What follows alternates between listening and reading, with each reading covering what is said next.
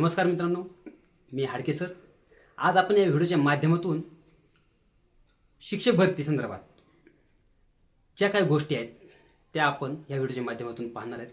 मित्रांनो, तुम्ही शिक्षक भरतीसाठी टेट परीक्षा दिली, पवित्र पोर्टल सुरू झालं आणि आता पवित्र पोर्टलवर फॉर्म सर्टिफाय करण्याची प्रोसेस चालू झालेली आहे. काही दिवसांनी जाहिराती येतील, काही दिवसांनी गुणवत्ता यादी लागेल. पण या सर्व जी काही प्रक्रिया आहे या सर्व प्रक्रियेमध्ये तुमचा एक महत्त्वाचा पार्ट आहे, तो म्हणजे मी ज्या काही गोष्टी सांगतोय त्या गोष्टी तुम्ही लक्षात ठेवायच्या आहेत. म्हणजे त्या चुका तुम्ही करायच्या नाहीत. कारण बऱ्यापैकी आपण पाहिलं 2017, 2023, 24 बऱ्याच उमेदवारांनी थोड्या छोट्या छोट्या चुका त्यांना बऱ्याच महागात पडलेल्या आहेत. त्यामुळे हा व्हिडिओ शेवटपर्यंत पहा. सर्वांनी आपला हाडके सर हा यूट्यूब चॅनल आहे, चॅनलला सबस्क्राईब करा, लाईक करा, व्हिडिओची लिंक तुमच्या मित्रांपर्यंत शेअर करा. ठीक आहे. सगळ्यात पहिली गोष्ट आहे मित्रांनो, ती म्हणजे तुम्ही पवित्र पोर्टलवर जे आता रजिस्ट्रेशन तुम्ही करत आहात किंवा केले असेल तर त्यासाठी तुमचा जो काही log in I D password आहे हा तुम्ही कायम लक्षात ठेवा किंवा कुठेतरी लिहून ठेवा. आणि दुसरा महत्त्वाचा मुद्दा, हे जे काही log in I D password आहे तो तुमच्याशिवाय इतर तुम्ही कोणालाही शेअर करू नका. त्याचं कारण असं आहे की तुम्ही जर ते कोणाला दिला किंवा एखाद्याला लॉग इन आय डी माहीत झाला तर ते त्याचा वापर करून कदाचित तुमचा फॉरगेट पासवर्ड करून OTP तुम्हाला येतील.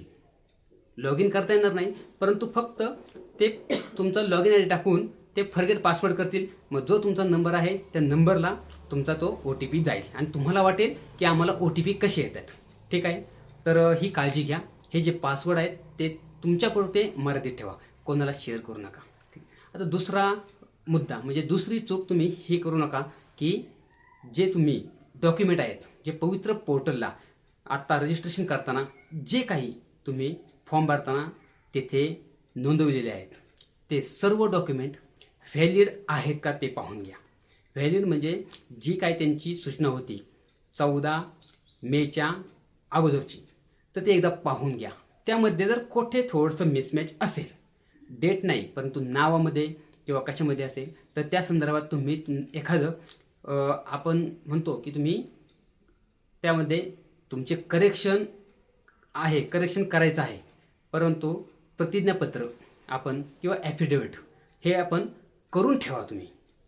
कारण अचानक जर तुमचं कुठे स्पेलिंगमध्ये मिसमॅच असेल किंवा कशात थोडंसं असेल तर त्यावेळेस डॉक्युमेंट व्हेरिफिकेशनच्या वेळेस तुमची धावपळ नको, म्हणून तुम्ही आत्ताच ते प्रतिज्ञापत्र किंवा ॲफिडेविट आपण म्हणतो ते करून घ्या.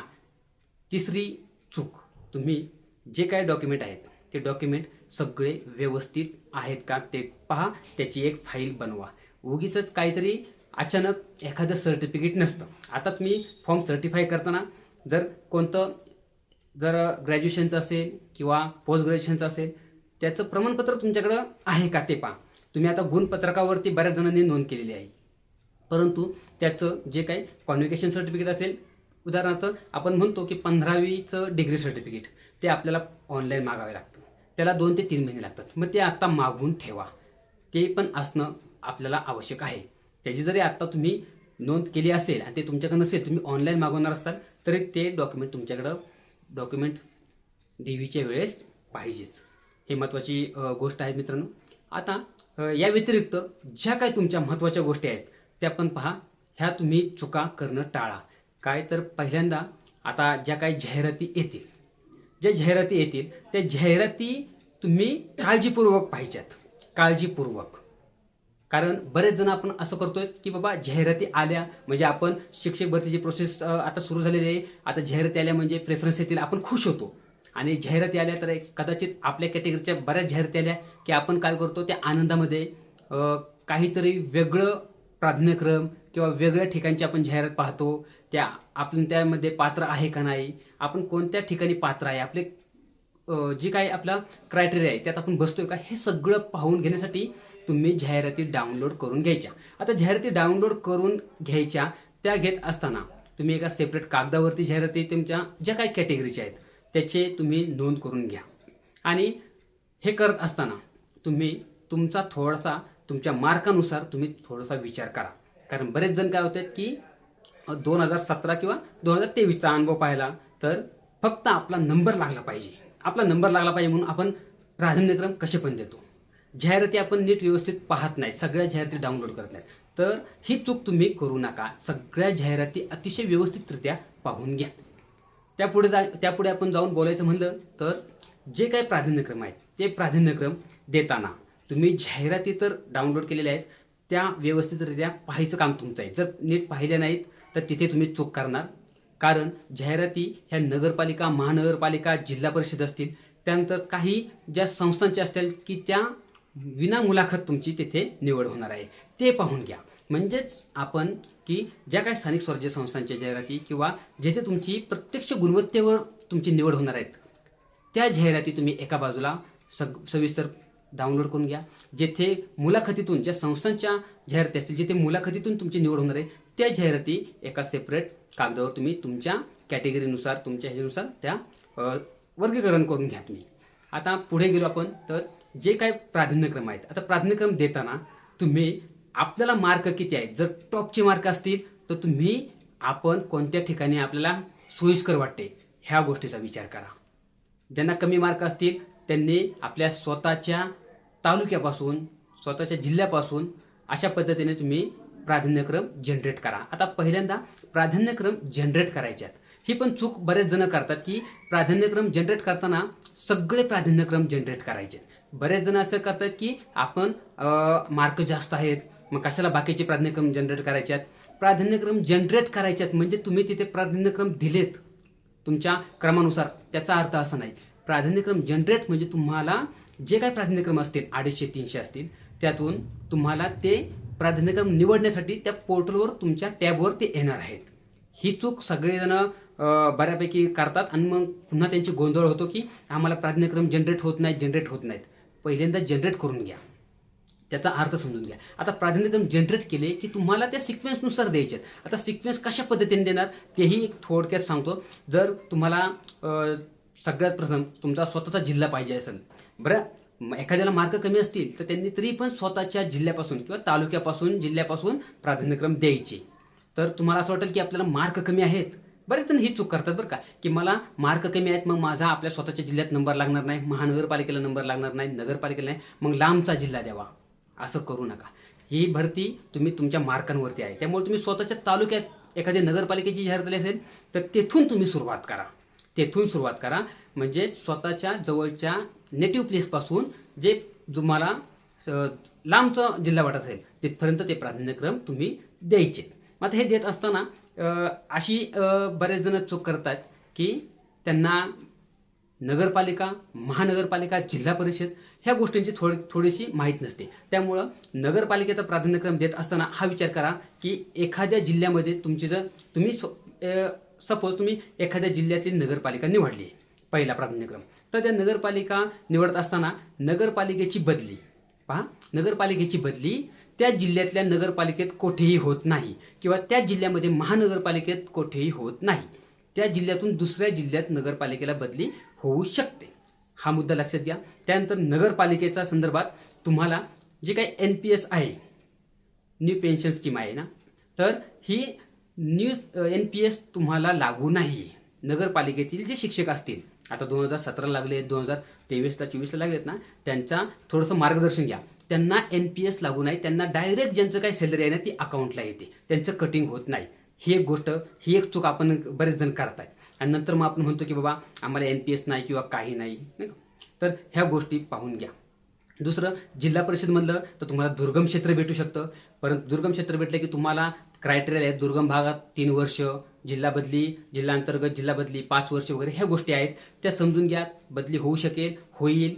त्यानंतर महानगरपालिका म्हणलं तर ज्यांना कोणाला स्पर्धा परीक्षेचा अभ्यास करायचा आहे, ज्यांना कोणाला म्हणजे पुढच्या परीक्षा याच्यात त्यांनी महानगरपालिका घेतली तरी बेस्ट आहे. अशा पद्धतीने ह्या गोष्टी तुम्ही, ह्या चुका ज्या काय आहेत त्या पहिल्या तुम्ही टाळा. सगळ्या गोष्टींचा अभ्यास करून घ्या आणि मग तुम्ही प्राधान्यक्रम द्या. तर मला असं वाटतं की हे प्राधान्यक्रम देत असताना तुम्ही तुमच्या स्वतःच्या तालुक्यातली पहिल्यांदा नगरपालिका असेल ती द्या, नंतर जिल्हा परिषद द्या, महानगरपालिका द्या, नंतर बाकीच्या जिल्ह्यातील ज्या काय आहेत नगरपालिका किंवा जिल्हा परिषद, महानगरपालिका अशा पद्धतीने करा. फक्त हे जे करत असताना तुम्ही ह्या चुका टाळा. तुमचा जो काय लॉग इन ID पासवर्ड आहे तो कोणाला शेअर करू नका. डॉक्युमेंट आहेत डॉक्युमेंटची लिस्ट अतिशय व्यवस्थित ठेवा. जे काही डॉक्युमेंट क्लिअर आहेत का ते एकदा पाहून घ्या. तुम्ही फॉर्म सर्टिफाय केलाय, पण फॉर्म सर्टिफाय झाल्यानंतर जी प्रिंट आलेली आहे त्याच्यावरती फॉर्म सर्टिफाय हा जो काय वॉटरमार्क आहे का, वॉटरमार्क आलाय का पहा, का फक्त कोरा आलेलं आहे ते पाहून घ्या. नक्की आपला फॉर्म सर्टिफाय झालाय का ते पण पाहून घ्या. मग ह्या ज्या गोष्टी आहेत त्या फॉर्मवरती जे जे आपण काय नोंद केलेली आहे ती फॉर्म सर्टिफाय करायच्या शेवटच्या दिवशी पाहून घ्या तुम्ही की आपलं काही चुकलंय का. त्यात नसेल चुकलं तर अनसर्टिफाय करून पुन्हा तुम्ही सर्टिफाय करा. ह्या गोष्टी तुम्ही आता ह्या चालू परिस्थितीत केल्या पाहिजेत. ह्या चुका तुमच्याकडून झाल्या नाही पाहिजेत, कारण त्यासाठीच आम्ही तुमच्यासाठी आहे. तुमचे जे काही प्रश्न असतील ते आम्हाला तुम्ही कमेंट करा, त्यावर आम्ही निश्चितपणाने उत्तरं देतच असतो. आणि बऱ्यापैकी आपल्या या चॅनलला बरेच जण फॉलो करतायत, त्यामुळे मला मी जे काही सांगतोय ते तुमच्यापर्यंत पोहोचतात आणि त्या तुम्ही गोष्टी आहेत त्या फॉलो करतायत. अशा पद्धतीने येणाऱ्या शिक्षक भरतीमध्ये ही जी आता प्रोसेस आहे फॉर्म सर्टिफायची, त्यात व्यवस्थितरित्या फॉर्म सर्टिफाय झाले का ते पाहून घ्या. सगळी माहिती आपण व्यवस्थित भरली का ते पाहून घ्या, कारण अनावधानाने काही माहिती चुकलेली असती, मग ते आपण पुन्हा नंतर आपल्याला समजतं. ठीक आहे, ही पहिली गोष्ट. दुसरी गोष्ट पुन्हा मी एकदा रिवाईज करतो. दुसरी गोष्ट, आपण फॉर्म जे काही सर्टिफाय केलाय तो फॉर्म सर्टिफाय झालाय का, वॉटरमार्क आलाय का त्याच्यावर ते पाहून घ्या. त्यानंतर आपण जे काय जाहिराती आहेत त्या आपण जाहिराती व्यवस्थितरित्या डाउनलोड केल्यात का, पाहिल्यात का पाहून घ्या. आपल्या कॅटेगरीला किती जागा, कोणत्या जिल्ह्यात, कशा पद्धतीने आल्यात सगळं पाहून घ्या.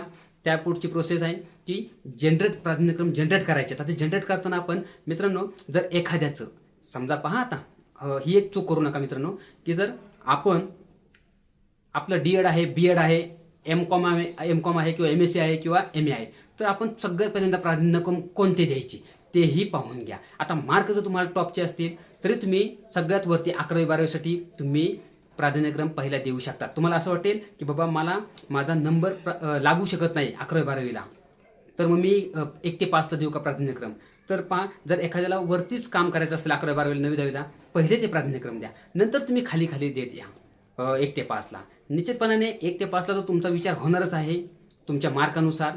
जर तुमचं 11वी-12वीला नाही झालं तर 9वी-10वी, 9वी-10वीच्या टप्प्यात नाही बसला तर 6वी ते 8वी, 6वी ते 8वीमध्ये नाही बसला तर 1 ते 5ला. अशा पद्धतीने तुमचा विचार होतो. ही भरती आहे ती गुणांवरती आहे, तुमच्या मार्कावरती. तुमच्या प्राधान्यक्रम तुम्ही कशी दिल्यात त्याच्यावरती आहेच, पण तुमचे गुण पण इथे तुमच्या निवडीसाठी खूप महत्त्वाचे ठरणार आहे. तर अशा पद्धतीने ह्या ज्या काही चुका आहेत त्या तुम्ही चुका करू नका. ह्या संदर्भात ज्या वेळी तुम्हाला मार्गदर्शन लागेल त्यावेळेस मी आहेच. त्यामुळे सर्वांनी आपल्या हाडके सर यूट्यूब चॅनल सबस्क्राईब करा, लाईक करा, व्हिडिओची लिंक सर्वांपर्यंत शेअर करा. धन्यवाद.